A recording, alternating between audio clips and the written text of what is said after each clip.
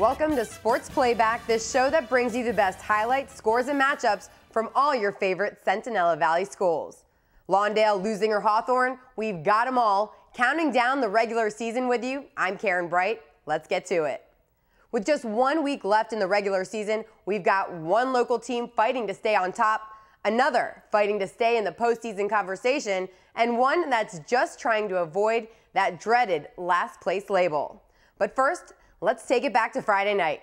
We start with the Hawthorne Cougars on the road against El Segundo. Hawthorne, the visitor and underdog on paper, coming in at 5-19. The Cougars' last win was at home in January, but guess who that win was against? You got it, El Segundo. The Cougars tested themselves in Eagles territory tonight. Markel Gray led with 16 points, but it was El Segundo that exploited the home court advantage this time, outscoring Hawthorne 55-42 for the win. On to Lou House, where the Pioneer League's heavyweights also tipped off for the second time this season.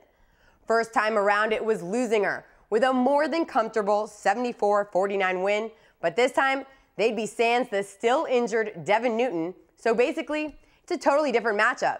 The first place Olympians and second place Spartans played aggressive and evenly until the final seconds of the fourth. South's Michael Yost sunk a clutch one at the buzzer for the 54-52 Spartan upset, moving South just one game away from first place.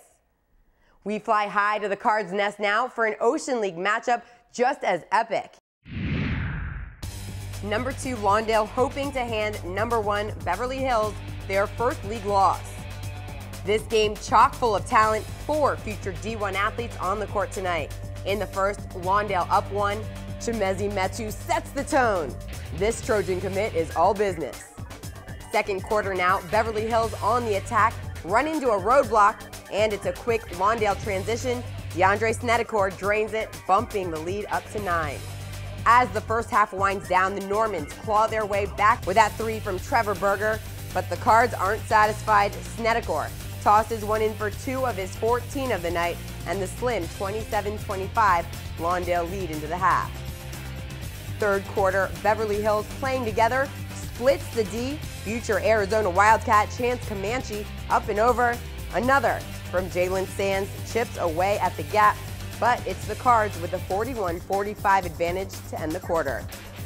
In the fourth, the refs seem to have a little problem with Chimezi, but it turns out to be just a little blood on the jersey from a small cut on his finger.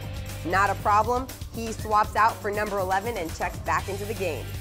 Down 2 here, the Normans storm down court. Comanche sneaks one by to tie it up at 50, and Chimezi isn't taking that lightly. He returns the favor for the 52-50 lead. Now here's where we get the bang for our buck.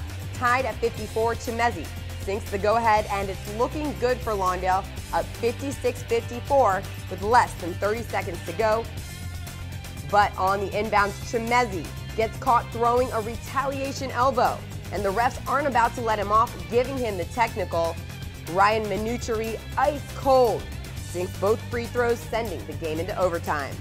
In OT, Buda Jones pumping up the crowd. Beverly Hills strikes first, though, and the mental mistakes take over for Lawndale. The Cardinals wouldn't recover, and a still undefeated Beverly Hills wins it 63-58, the final.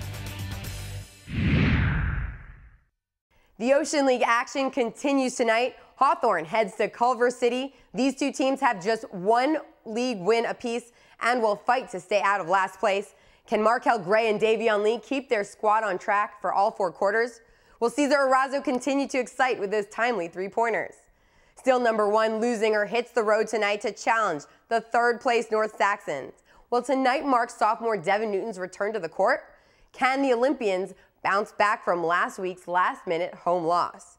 And for our game of the night, we're heading back to the Cards cage as Lawndale will play as a number 3 for the first time this season as they host the 4th-ranked El Segundo Eagles. The Cardinals will try to notch their first February win and climb back up to the 2nd spot they've enjoyed all season. They have the talent, but can they utilize it? It's time to find out. Let's throw it down to the court for Sports Playback. I'm Karen Breit. Lou, take it away.